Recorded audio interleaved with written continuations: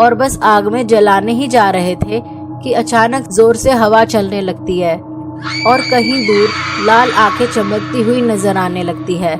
वह भूत 100 साल से किसी के सामने नहीं आया था। वह आज पूरे गांव के सामने खड़ा था और कहता है, भूत, शाबाश बच्चे, तूने मेरा 10वां सर ढूंढ दिया। अब देख मैं किस तरह।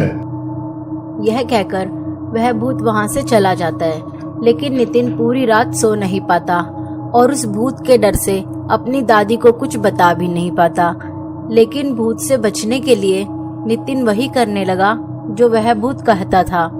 वह हर दिन जंगल जाता है और उस भूत के सिर को ढूंढने की कोशिश करता और धीरे धीरे करके वह नितिन उस भूत के साथ सर ढूंढ लेता है। अब सिर्फ 2 ही सिर बाकी थे, लेकिन नितिन बहुत ही शांत रहने लगा और डरा हुआ भी। एक दिन नितिन की दादी ने नितिन से पूछा, क्या हुआ नितिन, आजकल तुम बहुत ही डरे हुए और शांत रहते हो। तुम तो अपने दोस्तों के साथ खेलने भी नहीं जाते। तब नितिन डरी हुई आवाज में कहता है, दादी मुझे बचा लो, दादी मुझे बचा लो, वो भूत मुझे नहीं छोड़ेगा। नितिन की दादी पूछती है, कौन सा भूत?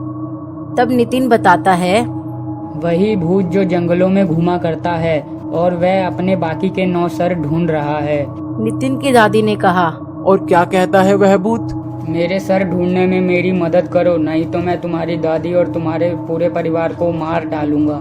दादी ने पूछा कि अब उसको कितने सर मिल चुके हैं? अब तक मैं 7 सर ढूंढ चुका हूँ, अब उसके सिर्फ 2 सर ही बचे हैं।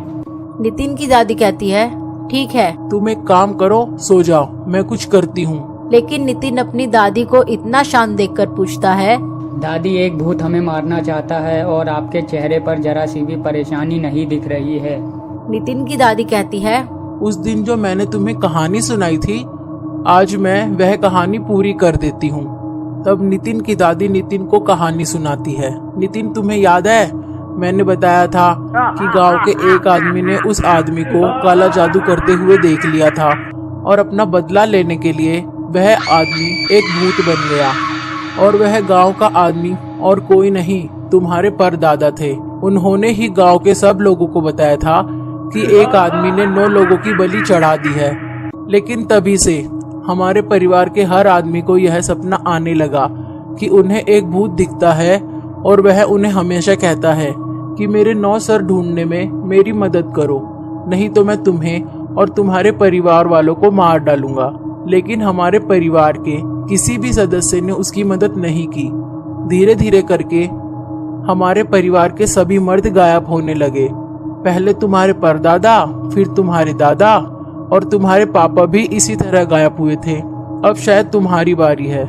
लेकिन आज तक उसे एक भी सर नहीं मिला था, लेकिन अब उसके पास पूरे 8 सर है। उसे बस अपने 2 सर और ढूंढने हैं। वह 2 सर सिर्फ तुम ही ढूंढ सकते हो। हर रात जब तुम सोते हो तब तुम्हें एक सपना आएगा जिससे तुम्हें पता लग जाएगा कि अगला सर कहाँ रखा है। लेकिन अब तुम्हें क्या करना है, तुम्हें जैसे ही पता लगे कि वह सर कहाँ है, तुम मुझे बताना और हम उस सर को जला देंगे, जिससे उसके 10 सर पूरे नहीं हो पाएंगे और वह तुम्हारा कुछ नहीं बिगाड़ पाएगा।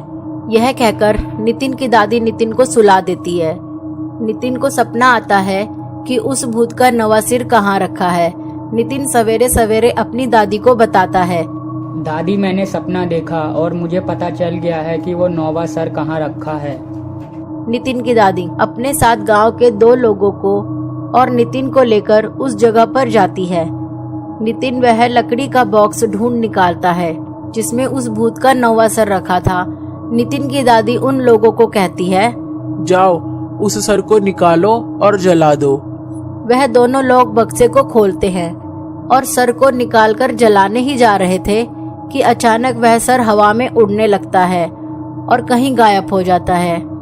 उस सर को ढूंढो, जल्दी सिर को ढूंढो।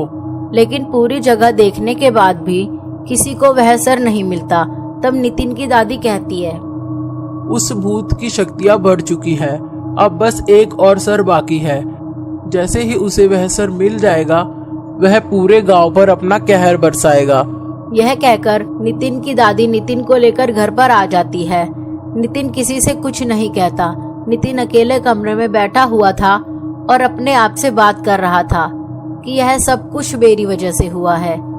ना मैं गांव आता, ना मैं उस जंगल में जाता, ना ही मुझे वह सर मलता, और आज भी ऐसा नहीं होता।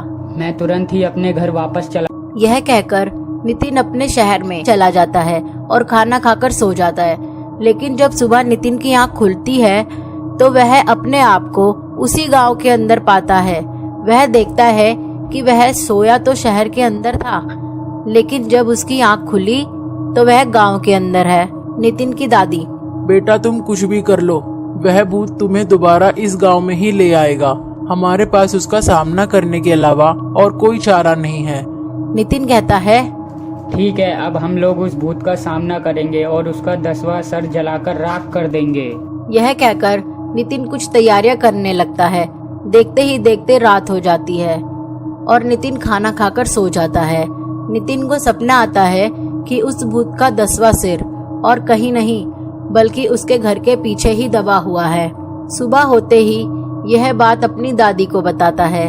नितिन की दादी तुरंत ही कुछ लोगों को बुलाती है और मशाल साथ में लाने को कहती है, और नितिन की दादी सभी को कहती है कि आज हमें भूत का खात्मा करना ही होगा, और आज हम उस भूत को खत्म नहीं कर पाए तो इस गांव के सभी लोग मारे जाएंगे। हमें उस भूत को मारना ही होगा। सब गांव के लोग भूत का सामना करने के लिए तैयार हो जाते हैं। सारी तैयारी करते करते शाम हो चुकी थी। तभी कुछ लोग गड्ढा खोद के उस लकड़ी के बक्से को बाहर निकालते हैं जिसमें वह 10वां सर रखा हुआ था, और उसे जलाने की तैयारी करते हैं। सब तैयारी पूरी हो चुकी थी। कुछ लोग उस सर को बक्से में से निकालते हैं और बस आग में जलाने ही जा रहे थे कि अचानक जोर से हवा चलने लगती है और कहीं दूर लाल आंखें चमकती हुई नजर आने लगती है। वह भूत 100 साल से किसी के सामने नहीं आया था। वह आज पूरे गांव के सामने खड़ा था और कहता है, भूत, शाबाश बच्चे, तूने मेरा 10वां सर ढूंढ दिया। अब देख मैं किस तरह इस गांव पे अपना कहर मचाता हूँ। वह सर आदमी से छूटकर उड़ता हुआ भूत के पास जाता है और बाकी के 9 सर भी हवा में उड़ने लगते हैं। लेकिन तभी नितिन ने कुछ तैयारियां कर रखी थी। नितिन तुरंत ही उन 9 सर के ऊपर एक जाल फेंक देता है और उस जाल को सब लोग खींचने लगते हैं, लेकिन वह जाल किसी से भी नहीं खींचता। नितिन को मालूम था कि ऐसा ही कुछ होने वाला है, इसलिए नितिन ने पहले से ही उस जाल पर तेल लगा रखा था और नितिन उस जाल पर जलती हुई मशाल फेंक देता है और वह जाल धू धू करके जलने लगता है। वह बाकी के 9 सर उस जाल में जल गए, लेकिन वह भूत अभी भी जिंदा खड़ा था। बच्चे, तूने यह ठीक नहीं किया। अब मैं किसी को नहीं छोड़ूंगा। वह बस गांव वालों पर हमला करने ही वाला था कि वह अचानक रुक जाता है और हमें दिखाया जाता है कि वहां पर नितिन के परदादा, दादा और नितिन के पिता की आत्मा ने उस भूत को पकड़ रखा है। वह तीनों की आत्मा उस भूत को पकड़कर पूरे गांव की आंखों के सामने आग में कूद जाते हैं और भूत वहीं पर जलकर मर जाता है, और साथ ही नितिन के परदादा, दादा और उसके पिता की आत्मा को शांति मिल जाती है।